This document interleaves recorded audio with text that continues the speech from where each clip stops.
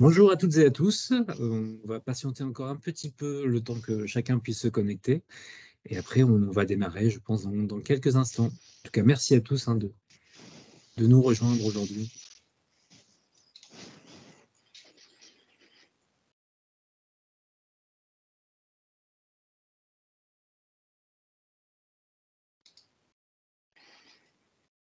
Bonjour Virginie.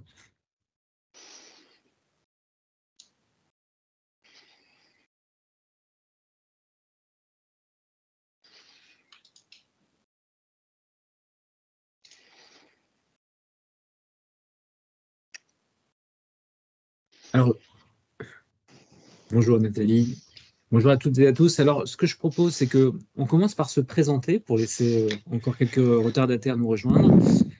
Donc, merci au nom du cabinet Secafi de rejoindre ce webinaire. Donc, pour ma part, je suis Vincent Mazui. Je suis depuis 13 ans chez Secafi et je suis responsable notamment de nos activités dans le cadre du secteur aérien, du transport aérien pour être plus précis.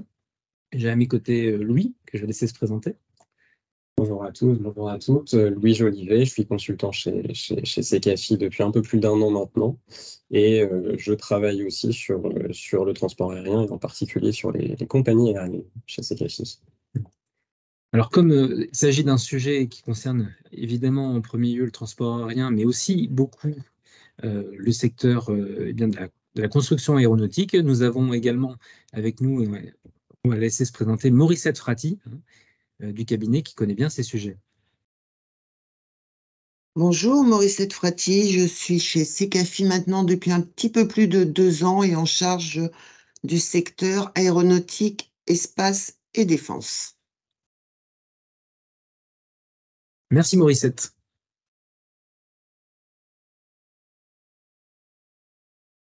Bonjour. Nous allons donc démarrer ce sujet. Alors, ce webinaire, il a déjà pour objet de s'intéresser à ce qui peut être considéré aujourd'hui comme une forme de paradoxe, dans la mesure où, quand on regarde un peu le secteur de l'aérien, et qu'il s'agisse du transport aérien proprement dit, ou du secteur de la construction aéronautique, eh bien, on est dans une phase plutôt positive de l'histoire, dans la mesure où, tout d'abord, après la phase difficile du Covid, le transport aérien a connu un véritable rebond, et on le voit notamment à travers des résultats économiques et financiers de la plupart des compagnies.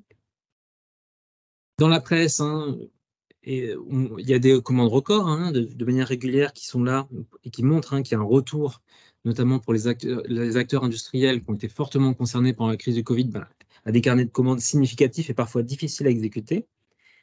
Donc, à ce titre, des éléments plutôt favorables. Quand on se projette à long terme, il y a des projections de hausse très significatives euh, du transport aérien quand on pense à des horizons comme 2050.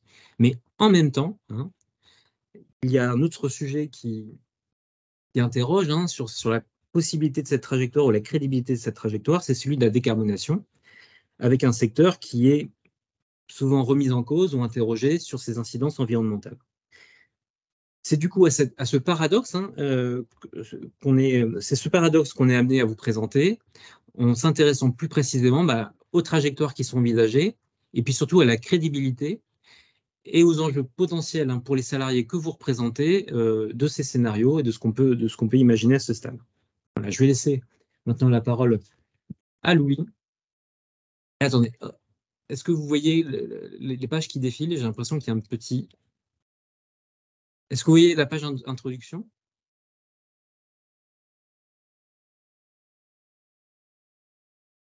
Ok, super. On va donc commencer par un petit sondage et nous allons vous proposer de répondre à une première question directement dans Teams.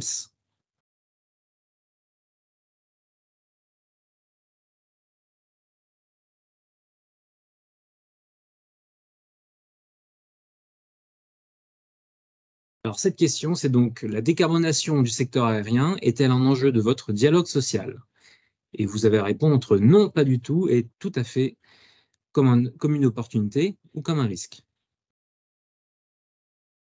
On vous laisse une petite minute pour vous prononcer.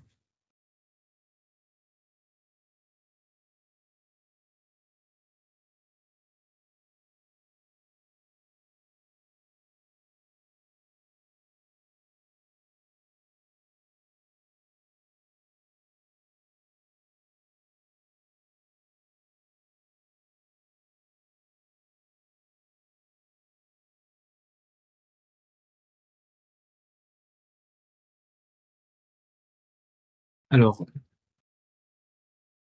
regardons un petit peu rapidement les résultats. Donc, il y a 10% de personnes pour lesquelles le sujet n'a pas été abordé, 18% un peu comme une opportunité, 18% un peu comme risque et opportunité, 27% tout à fait comme une opportunité et 18% tout à fait comme un risque.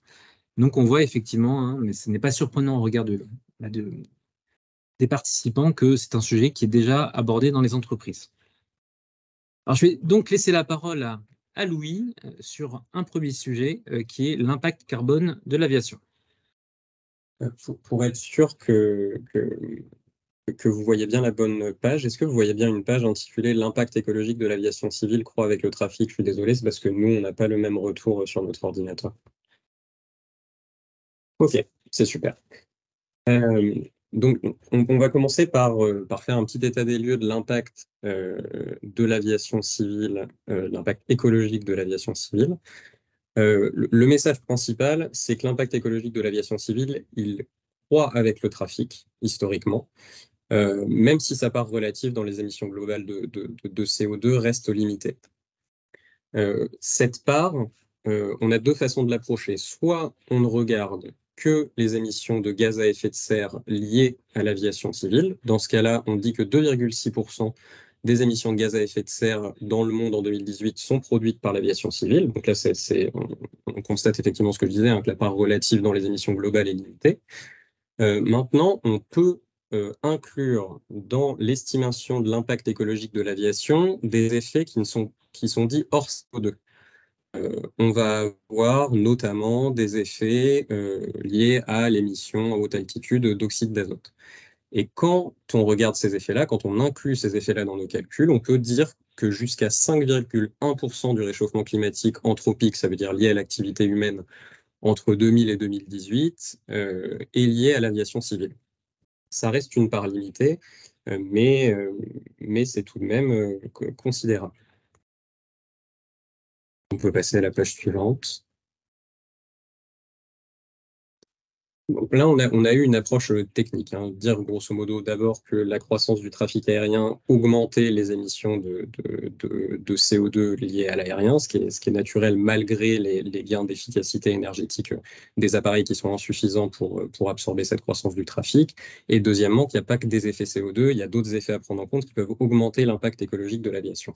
Ensuite, là, on va avoir une approche un petit peu plus politique, disons, qui est lié au fait que l'usage de l'avion, il est très inégalement réparti au sein de la population et que les principaux usagers de l'avion, en réalité, ils sont très représentés dans les classes sociales les plus favorisées, qui concentrent, hein, la majeure partie du trafic aérien.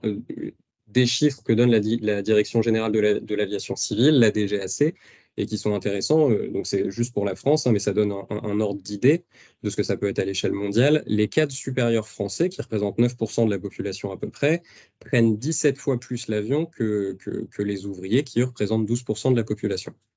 Alors, évidemment, on a une ouverture sociale de l'avion en lien avec le développement, par exemple, des compagnies low cost, mais pas que. Mais on constate que ça reste relativement marginal et qu'il y a quand même des marqueurs sociaux assez forts associés à l'avion. Ce qui fait que politiquement, ça rend l'aviation une cible assez probable de mesures contraignantes en matière de décarbonation. Évidemment, cet élément-là serait contrebalancé par l'importance du transport aérien dans l'économie globale, qui ferait qu'évidemment, il y aurait des énormes enjeux économiques et sociaux à mettre en place des mesures contraignantes sur le secteur, des enjeux économiques et sociaux qui auraient à voir directement avec le secteur aérien, mais aussi par ricochet, hein, avec le secteur touristique et tout un tas de secteurs qui dépendent de l'aérien. On peut passer à la page suivante. Donc, dans ce contexte, on comprend bien que les institutions internationales représentatives du secteur s'organisent et même anticipent et prennent les devants sur la question de la décarbonation de leur activité. Ce que vous avez là sur cette page, c'est un graphique d'une de ces organisations, hein, qui s'appelle l'ICAO. L'ICAO, trace une trajectoire de décarbonation des activités de l'aérien. Et comme vous pouvez le voir, en bas de la courbe verte, là, vous voyez qu'on n'arrive pas à une décarbonation totale. En bas du graphique, on n'arrive pas à zéro. On arrive à peu près en 2050 au niveau d'émissions de CO2 qu'on avait en 2005. Donc, ce qui fait que cette trajectoire de décarbonation qui est voulue par les institutions internationales, représentatives du secteur aérien, elle va être très complexe, on le voit bien, on a du mal à comprendre comment on va réussir à arriver à ces zéro émissions qui sont visées. Et il y a un risque, on en parlera peut-être un peu plus tard, que la compensation carbone vienne prendre un rôle plus important qu'elle ne le devrait dans les trajectoires qui sont celles du secteur.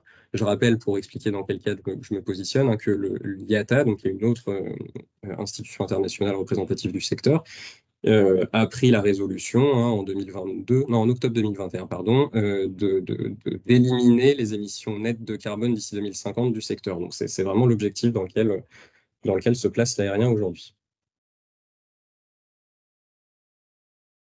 On parle de décarbonation un petit peu concrètement. Je vais vous donner un aperçu des leviers de décarbonation qui sont en général envisagés par le bout de la chaîne que sont les compagnies aériennes. On a plusieurs leviers. Premier levier, on verra plus tard, et je vais passer assez rapidement dessus maintenant parce qu'on se concentrera dessus plus tard, que les carburants d'aviation durable, qu'on appelle aussi les SAF, Sustainable Aviation Fuels, sont un levier majeur des trajectoires de décarbonation des compagnies aériennes. Grosso modo, ce sont des carburants qui produisent 50 à 75% de CO2 en moins que le kérosène lors de la combustion, selon ce qu'on inclut dans le calcul ou pas. Deuxième levier très important, et notamment à court terme pour la décarbonation de l'activité des compagnies aériennes, c'est le renouvellement des flottes. Renouvellement des flottes donc par des modèles plus récents, moins consommateurs de kérosène en passagers par kilomètre. Ça, c'est des choses que vous devez voir tant chez les avionneurs c'est des enjeux très actuels tant chez les avionneurs qu'au sein des compagnies aériennes. Et c'est vraiment le levier à peu près certain. Si on met des avions plus efficients, évidemment, on consommera moins par passager kilomètre. Autre levier un peu plus lointain et par conséquent plus incertain, ce sont les avancées technologiques, ce qu'on va mettre derrière notamment. Je vais me concentrer sur celui-là, c'est l'avion à hydrogène. Je donnerai un petit peu plus de détails tout à l'heure, mais Airbus projette de concevoir et commercialiser un avion monopouloir à hydrogène pour une entrée en service autour de 2035. On verra un petit peu plus tard les limites que ça peut présenter. Donc, ça, c'était le troisième levier. Ensuite, on rentre dans des leviers un petit peu plus limités en termes d'ampleur et de ce que ça implique.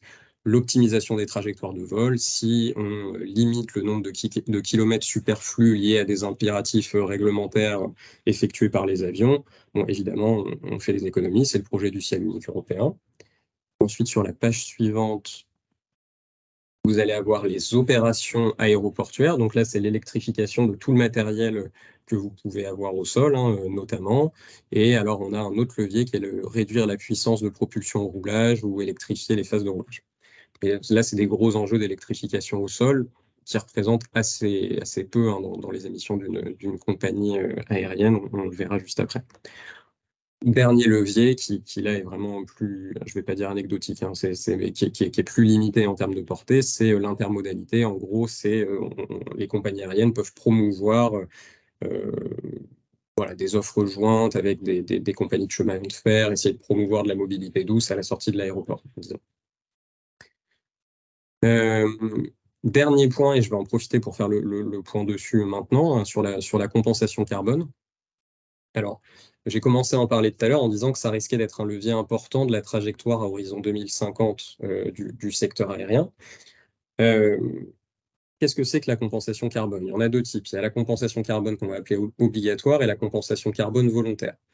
Pour aller vite sur la compensation carbone obligatoire, qui est déjà largement en place aujourd'hui et qu'on connaît bien, même si elle a ses limites, c'est vous avez un quota d'émissions de CO2, un quota d'émissions de CO2, de droit d'émission de CO2. Quand vous êtes une entreprise, vous avez un quota de droit d'émission de CO2. Si vous le dépassez, vous devez aller sur le marché du carbone pour acheter des crédits d'émission. et ce qui compense en fait votre surémission par rapport aux quotas qui étaient les vôtres. Ça, c'est le principe de la compensation carbone obligatoire grossièrement. Ensuite, vous avez donc la compensation carbone dite volontaire. En quoi elle consiste celle-là? Elle consiste tout simplement pour les entreprises à financer des projets environnementaux qui absorbent du carbone. On appelle ça des puits de carbone. Pour vous donner l'exemple canonique dont on a tous déjà entendu parler, c'est les forêts. Voilà, donc on va planter des arbres, on va reforester, et les arbres étant très efficaces dans l'absorption de CO2, on va comme ça créer des puits de carbone. Bon, là, tout de suite, j'en profite pour faire le point, comme ça c'est posé sur la compensation carbone. Le problème que vous voyez bien, c'est qu'on a un problème capacitaire en termes de compensation carbone. Qu'est-ce que ça veut dire? On ne va pas pouvoir recouvrir toute la surface de la planète de forêt. Il va falloir garder des terres agricoles, il y a des endroits où les forêts ça pousse pas, etc. Donc on a une ressource limitée, des capacités limitées, des opportunités limitées pour de la compensation carbone. Et on a tout un tas d'entreprises qui veulent faire de la compensation carbone, évidemment, pour tenir leur trajectoire de décarbonation. Donc il n'y aura pas du tout assez d'opportunités de puits de carbone pour couvrir la demande qu'il y aura de ce côté-là. Comme promis, un point sur l'aviation hydrogène. Je vais passer sur l'aviation électrique. On pourra y revenir plus tard éventuellement.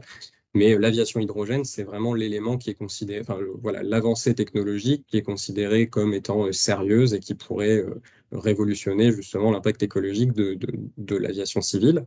Pour l'instant, les données qu'on a, c'est Airbus qui propose d'ici 2035 un avion monocouloir avec une autonomie de 1500 km. Donc, c'est des vols courts à petit moyen courrier de portée régionale. Il faut savoir que ce périmètre-là, donc court, moyen courrier, portée régionale, 1500 km d'autonomie, ça ne représente que 6% des émissions de l'aviation actuellement selon le cabinet Carbone 4. Donc avec cet avion qu'on aura en 2035, on adresse vraiment qu'une petite partie des émissions carbone de l'aviation. Pour des avions à plus grand rayon d'autonomie, il faudrait attendre 2040-2045. Je précise qu'il n'y a pas eu d'annonce officielle des avionneurs à date. Et à tout ça, il faudrait évidemment ajouter le rythme de renouvellement des flottes. Ce n'est pas en claquant des doigts au lendemain de la sortie d'un nouveau type avion que les compagnies aériennes vont avoir incorporé à leur flotte tous les nouveaux modèles. Donc évidemment, on voit bien qu'à horizon 2050, qui est l'objectif que se sont donnés pour leur décarbonation,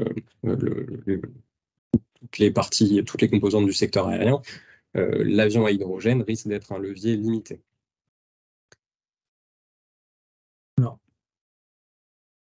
Voilà. Et ensuite, dernier point, donc là, il y a un levier qui n'a pas été abordé, qui est le levier de la sobriété, qui, pour des raisons économiques qu'on comprend bien, n'est jamais abordé par les entreprises concernées. Simplement, pour tout un tas d'éléments, donc on a commencé à vous en parler sur la compensation carbone, sur l'avion hydrogène, et on va vous en parler sur le gros morceau que sont les SAF ensuite. Sur tout un tas d'éléments, il y a des incertitudes fortes sur les trajectoires de décarbonation qui sont présentées par le secteur, par les différents acteurs du secteur. Et donc, il y a un risque non négligeable qu'on arrive sur des logiques de baisse de la consommation d'une façon ou d'une autre, ou de sobriété. On peut identifier un peu 3 façons dont ça pourrait se passer. Donc, de la sobriété volontaire, il y a des changements de comportement volontaires. Donc, je ne sais pas, les entreprises qui décident que leurs salariés ne prendront plus l'avion ou le moins possible, qu'on va favoriser le distanciel ou prendre le train, etc. Aussi des choix individuels de particuliers. Il peut y avoir de la sobriété contrainte. Donc, il y a des changements administrés, suppression des exemptions fiscales accordées au secteur aérien, plafonnement du nombre de vols par aéroport. On a commencé à voir ça éventuellement à Amsterdam. Taxation des trajets aériens, quota de nombre de vols, miles par individu, etc. Après, on peut avoir un mix des deux, ce qui reste encore le plus probable, et une semi-contrainte qui sera liée notamment à la hausse du prix des billets. Hausse du prix des billets qui, probablement, dans les années à venir, s'expliquera par l'incorporation de carburants d'aviation durable, on en reparlera, qui vont être très chers et donc risquent de vraiment faire monter les prix. Alors, sur ce volant, peut-être une petite illustration déjà. Mais existantes. En France, il y a déjà eu de la réglementation sur le court courrier, donc sur les vols de courte durée, et puis des incitations sur les entreprises, y compris pour les vols au-delà de 2h30. Et donc, on s'aperçoit que pour ce qui est de la demande professionnelle, il y a un vrai impact déjà dans l'évolution des comportements, qui est un peu un mix entre ce que tu évoques, Louis, à savoir une sobriété contrainte avec des aspects réglementaires et une sobriété volontaire avec aussi des incitations. Alors, il s'agit que d'un marché, et quand on regarde l'industrie aéronautique, il y a effectivement des dynamiques territoriales et politiques qui vont être différentes suivant les différentes zones du monde. Mais en tout cas, ce levier de la sobriété, qui bien sûr n'est pas dans l'intérêt direct économique des différents acteurs, on voit qu'en toile de fond, c'est un risque potentiellement significatif, ça on ne sait pas parce que ça dépendra d'éléments notamment gouvernementaux et politiques, mais en tout cas, il ne faut pas l'éviter. Alors, une chose que j'ai oublié d'évoquer en démarrage de webinaire, vous nous en excuserez, c'est que vous avez donc un petit fil de conversation. Ce qu'on vous propose, c'est que si vous avez des questions qui émergent, posez-les par écrit dans le filet de conversation et on s'arrêtera, alors pas tout de suite, puisqu'on vous avez pas encore eu l'occasion, mais éventuellement à la fin de la seconde partie pour tâcher d'y répondre. Je redonne la parole, lui. Ok, donc on va passer maintenant aux enjeux réglementaires donc liés à cette question de l'impact écologique de l'aviation. Ici, alors on vous a listé un certain nombre de réglementations et ou de cadres réglementaires liés alors à l'échelle soit française, soit européenne, soit sectorielle, donc ça veut dire internationale. L'idée principale qu'on veut faire passer ici, c'est que les réglementations françaises et européennes sont nettement plus exigeantes que la réglementation sectorielle et que ça va poser des problèmes en termes de concurrence. Dans le jargon économique, ils appellent ça des problèmes de level playing field. Ça veut dire quoi? Ça veut dire que tout le monde ne part pas sur un pied d'égalité dans ce jeu économique qu'est la concurrence. Et là, effectivement, il y en a qui vont partir avec un certain nombre d'inconvénients. Je parle bien d'un point de vue strictement concurrentiel. On peut estimer souhaitable des mesures écologiques, mais d'un point de vue strictement économique et concurrentiel, dire que les compagnies aériennes européennes et françaises, par exemple, partent avec un certain désavantage par rapport à leurs concurrentes internationales. Je vais prendre un exemple, c'est notamment le cas dans le cadre de l'Union européenne, avec le plan Refuel EU, qui prévoit une trajectoire d'incorporation des SAF minimum, obligatoire pour toutes les compagnies aériennes. Il y en a beaucoup qui essayent de faire mieux que cette trajectoire-là, qui montrait jusqu'à 63% d'incorporation de SAF en 2050, 38% en 2045, 20% dès 2035, etc. Or, les SAF, c'est extrêmement cher. En tout cas, aujourd'hui, il va y avoir des problèmes pour faire monter la capacité de production de SAF et il va y avoir une grosse tension, une grosse demande sur la ressource en SAF. Donc, on imagine qu'il va y avoir une montée des prix et que ça va être répercuté sur les billets, que les compagnies vont être obligées de le répercuter sur les billets d'avion. Et aujourd'hui, vous savez qu'avec les comparateurs de vol, ça risque de poser des problèmes concurrentiels assez importants. Donc, voilà pour cet élément-là. On peut passer à la page suivante. Sur les politiques quand on parle de décarbonation et quand on parle d'impact écologique, d'émissions de CO2 d'une entreprise donnée, on regarde les émissions au niveau de 3 scopes. Les émissions directes, ça s'appelle le scope 1. C'est vraiment les émissions issues de l'activité directe immédiate de l'entreprise pour la production de ses biens et services. Donc là, en l'occurrence, chez vous, ça va être la combustion de kérosène des avions que font voler les compagnies aériennes. Par exemple, je parle pour les gens qui sont dans les compagnies aériennes, pour des salariés d'avionneurs, la question est un petit peu différente. Pour le scope 2, c'est les émissions issues de la consommation électricité-vapeur. Pour le scope 3, c'est vraiment des émissions indirectes, donc de sources qui n'appartiennent pas ou ne sont vraiment pas contrôlées par l'entreprise. Bon, les scope 2 et scope 3 intéressent assez peu finalement les compagnies aériennes, un petit peu plus les avionneurs. Pourquoi? Tout simplement parce que si vous prenez une compagnie aérienne comme Air France, comme Delta, on le verra sur la page suivante, comme IAG, on va dire que les émissions de scope 1, ça veut dire la combustion du kérosène, ça va représenter 85%, entre 80 et 90% des émissions de CO2 de la compagnie. sur des compagnies aériennes qui font dont le modèle d'affaires repose sur des vols un peu moins long courrier. On le voit là sur Ryanair, par exemple, on est plus de l'ordre de trois quarts des émissions qui sont liées à la combustion de kérosène. Mais bref, tout ça pour dire que vraiment la combustion de kérosène, et vos émissions directes, c'est central dans la décarbonation des compagnies aériennes. Un petit aperçu donc des éléments qui sont avancés publiquement par les compagnies aériennes pour leur décarbonation.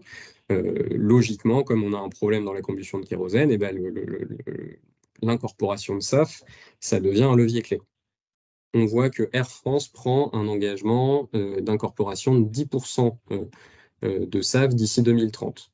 On voit 12,5% chez Ryanair. On voit des gros investissements chez Lufthansa. On voit chez EasyJet, pour l'instant, pas de prise en compte, mais chez IAG, 10% d'ici 2030, chez Delta Airlines, 10% d'ici 2030. Donc vous voyez qu'il y a une grosse demande sur les SAF et que vraiment les SAF, les carburants d'aviation durable, c'est en train de devenir l'enjeu en matière de décarbonation pour le secteur aérien. Et donc, évidemment, on va ensuite se pencher dessus avec un peu plus de détails. Je vous donne un exemple de ce qui a été publié par Air France. Vous voyez que le renouvellement de la flotte, qui pour l'instant est le levier le plus certain et le plus crédible à court terme, c'est vraiment entre 2021 et 2030, on fait déjà une grosse part du renouvellement, alors que côté SAF, on passe seulement de 1% à 10%. Vous voyez en revanche que quand on passe de 2030 à 2050, sur le renouvellement de la flotte, ça suit son cours, mais ça se ralentit quand même significativement. Par contre, côté incorporation des SAF, on passe de 10% d'incorporation à 63% d'incorporation, ce qui est le minimum demandé par le plan ReFuelEU, donc à l'échelle européenne que je vous ai un petit peu présenté tout à l'heure. Donc là, vous voyez bien que le levier, ça va vraiment devenir les SAF. Alors, ça nous amène à vous proposer le second sondage, le dernier sondage de cette session. Et donc, on vous invite à répondre dans Teams à la question: quelle part de l'électricité produite en France devrait être affectée à la production de SAF pour tenir la trajectoire de décarbonation du secteur à l'horizon 2050? Donc, on parle bien de la France. À votre avis, est-ce que c'est au moins 5%, au moins 10%, au moins 30% ou au moins 50%?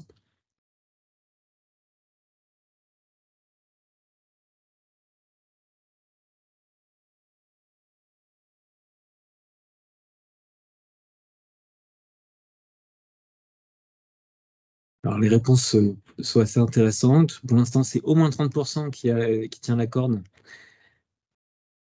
avec en deuxième au moins 5%.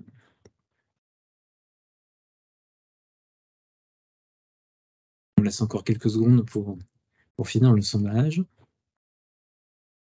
Eh bien, je crois que les participants ont une appréciation intéressante, puisque c'est au moins 30% qui tient la corde, avec certains qui vont dire jusqu'à au moins 50%, ce qui serait vraiment énorme. 30%, c'est déjà beaucoup. Et certains au moins 5% qui sont plus mesurés. Donc, on va aborder directement ce point et voir quoi qu'on peut peut-être déjà donner la réponse. On peut peut-être déjà donner la réponse. Effectivement, c'est au moins 30%. On va vous présenter la façon dont on est tombé sur cette réponse-là juste après. En tout cas, bravo pour cette bonne réponse. D'abord, vous dire ce que sont les SAF très rapidement. Vous aurez donc accès à un petit peu plus de détails sur le support. Les SAF, il y en a 3 types. Il y a des biocarburants. Les biocarburants, ils sont issus de matières organiques végétales renouvelables, comme la betterave, le colza, le tournesol, les déchets agricoles. Élément important, très important, il y a 2 types de biocarburants. Des biocarburants de première génération. On prend un champ, on fait pousser de la betterave ou que sais-je, et on utilise le produit de cette terre agricole pour produire directement du biocarburant. Ça veut dire qu'on a produit les éléments consommés pour du biocarburant. Et ensuite, on a les biocarburants de deuxième génération qui utilisent des déchets agricoles, forestiers, organiques qui auraient été de toute façon produits. Donc, au lieu que ce soit des déchets, simplement, on les réutilise. Donc, bien évidemment, vous comprenez bien que pour tout un tas de questions en termes de biodiversité, de déforestation, de concurrence avec la chaîne alimentaire, etc., on préfère utiliser des biocarburants de deuxième génération, et les biocarburants de première génération, c'est très contesté. Ensuite, deuxième grand type de SAF, ce sont les carburants de synthèse. Alors, les carburants de synthèse, on va les appeler les e-fuels parce que c'est plus simple. C'est des carburants dont la production repose sur l'électrolyse de l'eau à partir d'électricité renouvelable. Renouvelable ou durable, d'électricité décarbonée, on va plutôt dire ça comme ça. L'électrolyse de l'eau permet de transformer l'électricité renouvelable en hydrogène ou bas carbone en hydrogène, et ce dernier, mélangé à du dioxyde de carbone, c'est un processus chimique très complexe, permet de donner du e-fuel qu'on peut mettre dans les avions tels qu'ils existent aujourd'hui. On n'attend pas l'avion à hydrogène pour utiliser ces carburants de synthèse-là. Et ensuite, vous avez les électrobiocarburants qui, pour faire simple, sont une synthèse entre ces deux types de carburants. On en revient là à la question qui vous a été posée, dans le chat, comme sous forme de quiz. Quelle part de l'électricité et de la biomasse, parce qu'on a vu qu'il y avait deux types de carburants d'aviation durable. Vous avez donc les biocarburants et les e-fuels. Il y en a un qui utilise de la biomasse, l'autre qui utilise de l'électricité décarbonée. Quelle part de la biomasse, quelle part de l'électricité décarbonée il faudrait allouer au secteur aérien pour retenir les trajectoires d'activité qui sont celles du secteur tel que présenté par les institutions internationales qu'il représente. Ça, on a trouvé un rapport de l'Académie des technologies très intéressant et très fouillé sur le sujet, et qui nous a donné en millions de tonnes équivalent pétrole, les besoins en SAF pour tenir les objectifs de décarbonation, les besoins en SAF qui allaient être ceux du secteur. Nous, ce qu'on a fait, c'est qu'on a pris ces besoins en Europe et en France, et on s'est demandé si on voulait les satisfaire à 100% avec des e-fuels, ça veut dire avec des carburants issus de l'électricité décarbonée, quelle part de l'électricité il faudrait.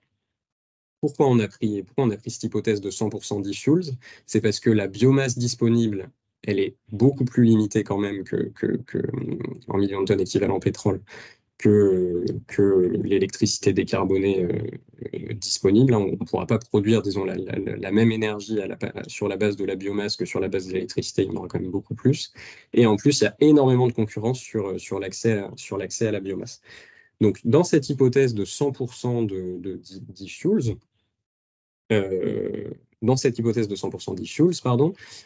on constate quoi? On constate qu'en France comme en Europe, d'ici à 2050, il faudrait plus d'un tiers de la production électrique, y compris carbonée, à l'échelle française comme européenne, pour la production de SAF.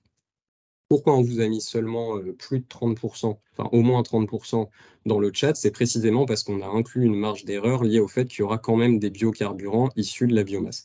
Mais voilà, donc je leur dis, si la totalité de la demande de SAF projetée par le secteur en 2050 devait être satisfaite par des e-fuels, plus d'un tiers de la production électrique, y compris carbonée à l'échelle française comme européenne, devrait être alloué à la production de SAF, ce qui fait beaucoup. Pour vous montrer on a non seulement un problème de production, on a un problème du côté des capacités de production d'électricité pour satisfaire la demande de SAF, mais de l'autre côté, du côté de la demande, donc pas du côté de l'offre de SAF, mais du côté de la demande de carburants d'aviation durable, on a de nombreux secteurs qui sont en concurrence pour l'accès à ces carburants et aux ressources nécessaires à la production de carburants durables. Comme vous pouvez le voir, par exemple, dans le graphique en bas à gauche, on a l'évolution de la consommation du transport maritime français par type de carburant selon la feuille de route de décarbonation du secteur maritime qui a été remise au gouvernement. On voit bien que les carburants à horizon 2050, c'est le gros morceau. Et donc, voilà, 31,7 TWh demandés par le transport maritime en e-carburant. Bon, vous voyez bien que ça pose un problème de concurrence pour l'accès à la ressource. Et en haut, sur le graphique d'au-dessus, vous avez le scénario de référence, je le précise parce que je sais qu'il y en a plusieurs, des futurs énergétiques 2050 de RTE sur la consommation d'électricité en France.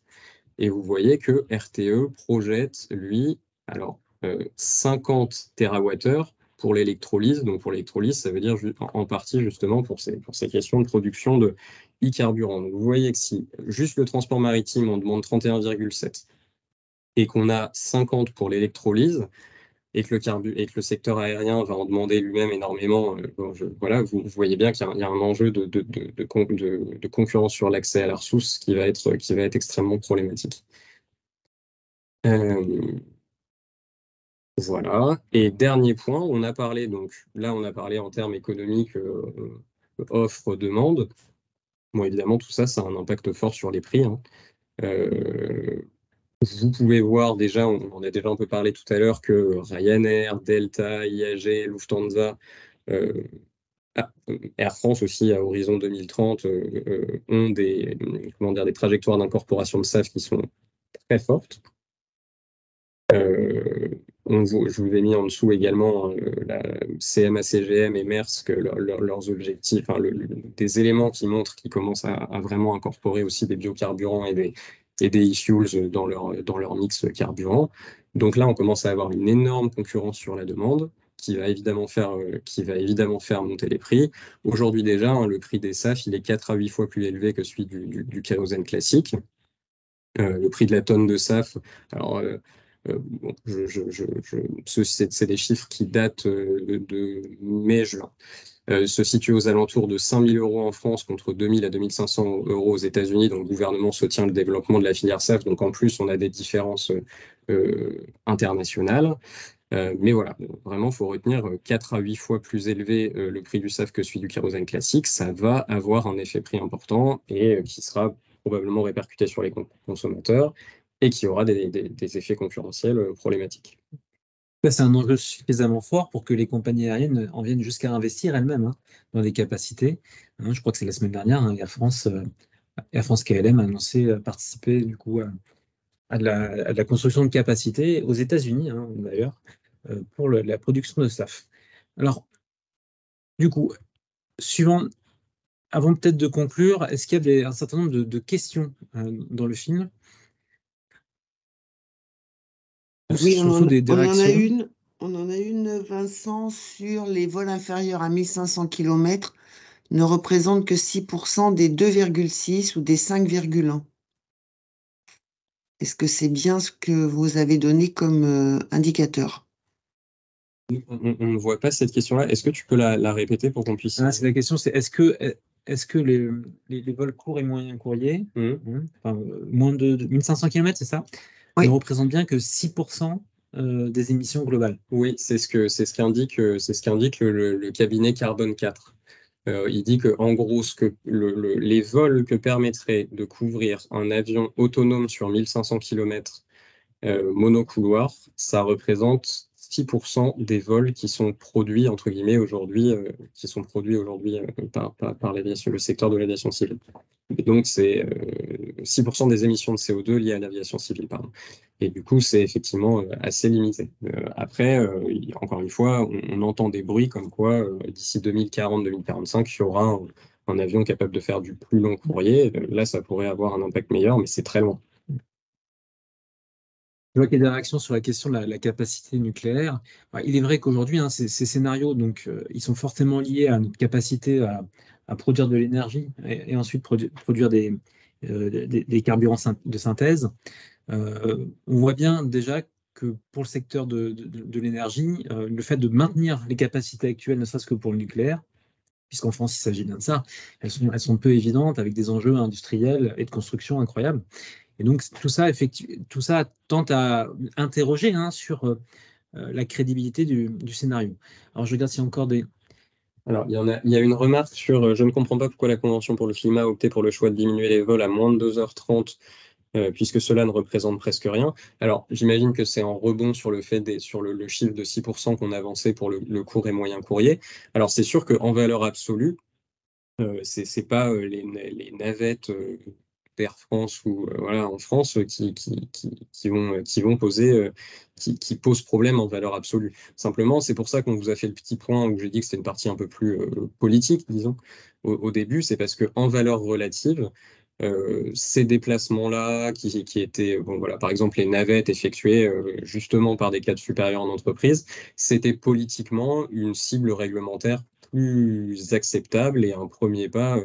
Voilà, vous avez sans doute entendu parler, je vais prendre l'exemple caricatural, mais qui du coup raconte bien pourquoi il y a une plus grande faisabilité politique de ce genre de choses-là, comment dire, de la volonté de réglementer les jets privés en France. Et ben c'est pareil, on comprend bien que ces objets-là se prêtent mieux à être la cible de réglementation que d'autres types de vols.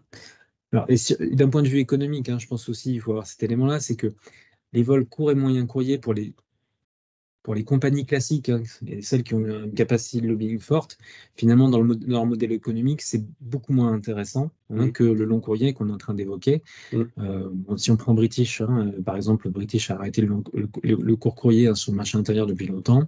Et s'agissant du groupe Air France KLM, le court courrier a toujours été, en tout cas dans les années récentes, une source de perte. Et donc, du point de vue de l'intérêt économique des compagnies, elles font plutôt leur marge sur le long courrier. Et donc, c'est d'une certaine manière régulé sans poser de problématiques économiques très fortes, même si à l'échelle de ces lignes-là, forcément, c'est un enjeu.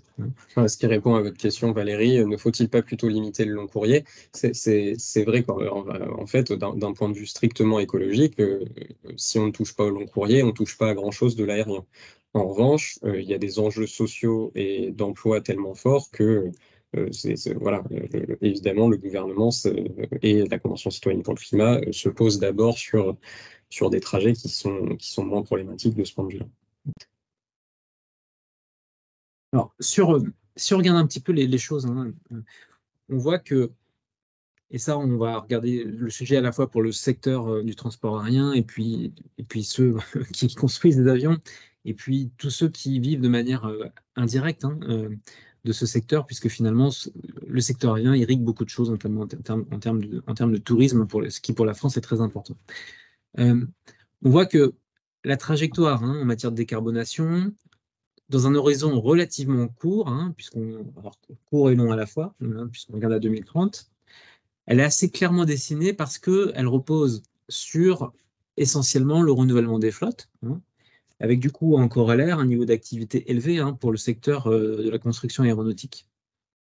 Mais si on se projette à un peu plus long terme, c'est là où le questionnement peut être plus fort sur la crédibilité de la trajectoire, avec pour une part l'enjeu de la disponibilité des carburants alternatifs de synthèse, les SAF, qu'on vient d'évoquer, et qui, objectivement, quand on regarde la concurrence, les volumes concernés, paraît peu crédible à ce stade.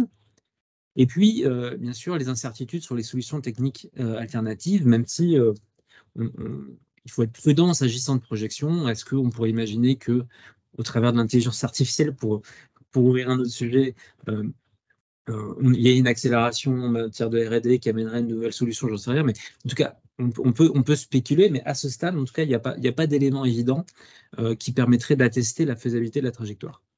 Aussi, du coup, sauf bond technologique significative, on va être prudent en matière de production d'énergie ou de motorisation. On voit à ce stade 2 scénarios centraux, même si on pourrait en envisager d'autres. Soit un scénario de sobriété par la contrainte économique ou réglementaire, qui, elle, amènerait un repli du marché potentiellement différencié sur le plan géographique, avec la question du level playing field qu'évoquait Louis. Alors, du coup, sur les territoires concernés, ça pourrait avoir un impact très fort en premier lieu sur le transport aérien, sur le tourisme. Pour les industriels, un impact peut-être un peu amoindri parce que potentiellement, ce ne sont pas toutes les régions qui seraient amenées à légiférer, en tout cas, à évoluer de la même manière. Donc ça, c'est un premier scénario, mais on le voit, qui, alors là, on parle d'au-delà de 2030, mais qui pourrait avoir un impact en matière d'emploi indirectement pour les salariés. soit un scénario qu'on va qualifier de renoncement ou d'ajustement à la baisse des objectifs, hein, puisque quand on regarde un peu l'histoire des objectifs qui ont été pris sur des sujets environnementaux, on voit que de manière générale, jusqu'à présent, c'est rares sont les objectifs qui ont été tenus tels qu'énoncés initialement. Et donc, une autre possibilité qui est envisagée, hein, et qui est potentiellement assez probable, c'est que face à des questions pour des questions de faisabilité, eh bien, les objectifs ne soient pas atteints ou soient revus à la baisse, au regard notamment des enjeux économiques et sociaux, hein, qui sont induits. Voilà, ça nous amène un petit peu à ces deux scénarios. On n'a pas une boule de cristal, et notamment sur les aspects de technologie, il y a sans doute beaucoup de choses qu'on ne peut pas anticiper. En tout cas, voilà, c'est ces deux scénarios-là qui nous paraissent centraux et peut-être qui se complètent, hein, avec à chaque fois une interrogation. Alors, sans doute pas à court terme, hein, même si, hein, on peut le penser, notamment dans le fil, je crois qu'Air France s'est évoqué, il y a effectivement des décisions qui sont aujourd'hui prises pour lesquelles, hein, cet argument est évoqué. Hein. Mais en tout cas, les enjeux pour l'emploi de manière générale le plus large, et on peut penser à l'industrie aéronautique, sont sans doute postérieurs à cette période. Alors, pour s'intéresser pour ces sujets-là, hein, en tant qu'organisation syndicale ou représentant du personnel dans les entreprises et les CSE, vous avez déjà, alors ça dépend de votre positionnement, hein, dans la chaîne de valeur de l'industrie, vous avez bien sûr, hein, la possibilité d'interroger, hein, les stratégies de vos entreprises, hein, au travers des orientations stratégiques, avec, ça dépend d'où vous placez, mais les questions de trajectoire de décarbonation et les incidences environnementales. On rappelle à ce titre que les incidences environnementales sont aujourd'hui clairement, hein, dans le champ des consultations annuelles.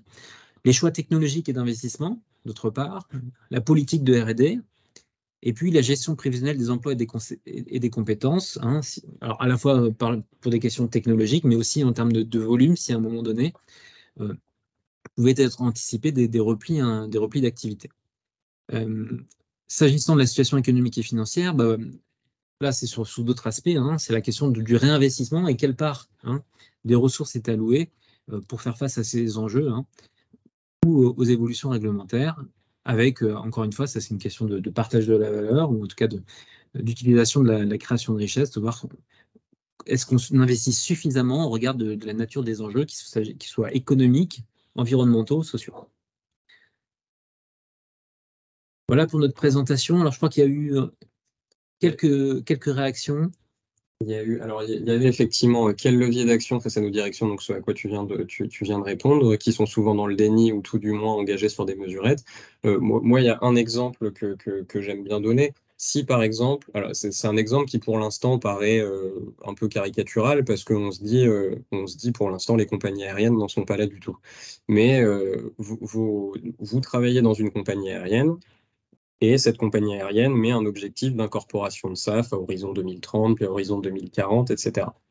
Et il y a écrit objectif d'incorporation de SAF. Puis d'abord, on dit d'incorporation de SAF de deuxième génération. Donc, vous savez, les SAF qui utilisent des déchets, et donc des déchets qui auraient existé de toute façon et qui n'entrent pas en concurrence avec la chaîne alimentaire, donc avec les surfaces agricoles dont on peut avoir besoin par ailleurs, qui ne posent pas de problème de biodiversité, etc.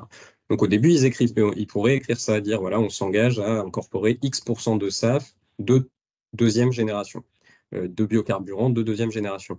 Et puis un jour, ça devient juste de biocarburants. Et là, on se dit, vous pouvez demander à votre direction, contrôler que votre direction ne va pas se fournir aux États-Unis, par exemple, dans des champs de colza ou que sais-je, qui sont exploités juste, ou pire qu'aux États-Unis, ça peut être, je ne sais pas, au Brésil, avec des enjeux de déforestation, etc. Et donc, est-ce qu'ils ne vont pas se sourcer en biocarburants de première génération là-bas ? Donc sur des terres agricoles qui sont utilisées juste pour ça et avec des enjeux de déforestation, encore une fois, de biodiversité, etc. Ça peut être, c'est un exemple du type de politique que vous pouvez contrôler. Ensuite, on a eu une remarque de Nathalie qui effectivement, on aura un souci sur la disponibilité de matières premières qui n'apparaît pas dans les discours politiques. Tout le monde veut tout, mais construire ou manger, il faudra choisir. C'est comme l'idée de planter des arbres pour compenser. Effectivement, c'est un peu l'idée qu'on a essayé de vous véhiculer. Grosso modo, on a un gros problème de ressources pour les SAF, que ce soit les biocarburants, évidemment, mais aussi les e-fuels, parce qu'on n'aura pas assez d'électricité décarbonée pour tous les secteurs. Et s'agissant de la compensation carbone, oui, absolument. Je veux dire, on ne pourra pas faire pousser des arbres partout. Et c'est pareil, la compensation carbone aussi, comme les biocarburants de première génération, peut entrer en concurrence avec d'autres éléments importants de nos économies ou des écosystèmes. Absolument, oui.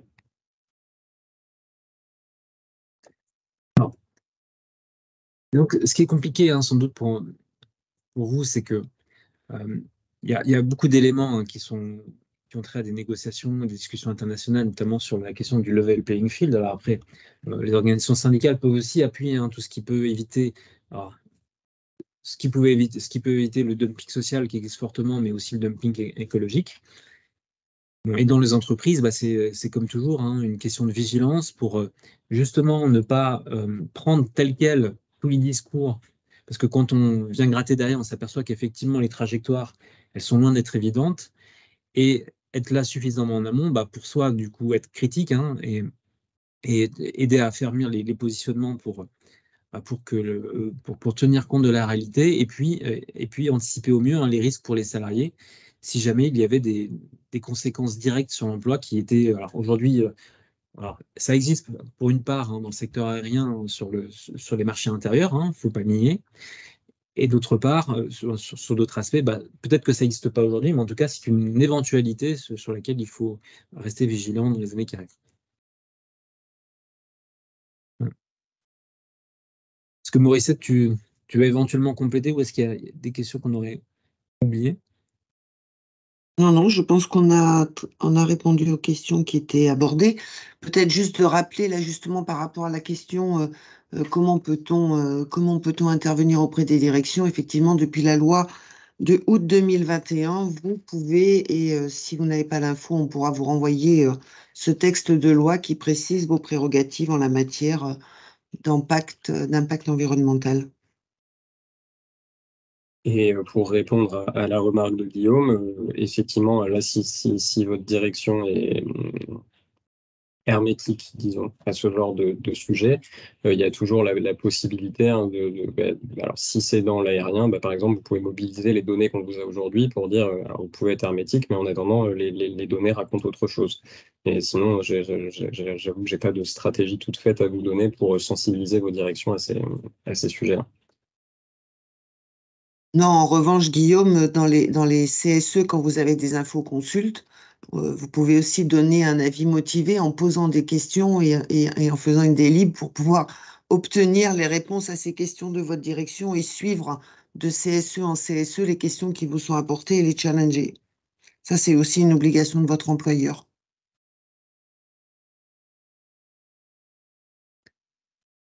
Très bien. Je crois qu'il ne nous reste plus qu'à vous remercier pour avoir passé ce début d'après-midi en notre compagnie. On vous enverra, hein, bien évidemment, le support, hein, à la suite. En tout cas, merci beaucoup, bon après-midi, et puis bonne continuation. Merci à vous, messieurs, dames. Au revoir. Au revoir. Merci, au revoir.